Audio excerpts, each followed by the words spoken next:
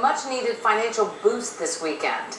After a month after Digital Domain laid off hundreds, presidential candidate Mitt Romney is going to come to Tradition Square, and local businesses are hoping to rake in the cash from the visit. Fox 29's Angela Cruz has more from Port St. Lucie. Here at Tradition Square, local businesses are hoping this town hall will be filled with Mitt Romney supporters when he walks through those doors on Sunday. Each supporter to them is a potential customer, and they say they need them now more than ever.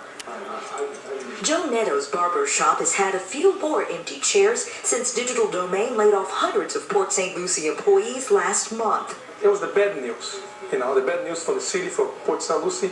That's affected the business the most. Netto says his shop in Tradition Square had a steady flow until the recent drop-off of clientele. We had it announced the Digital Domain's coming.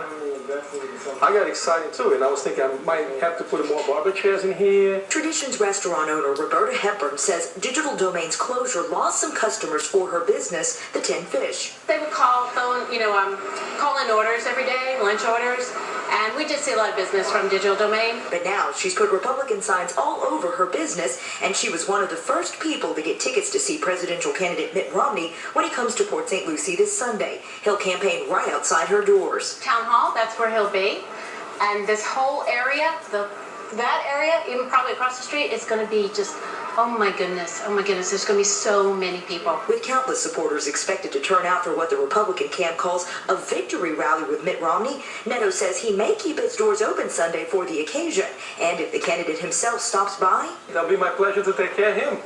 I definitely give him a nice haircut.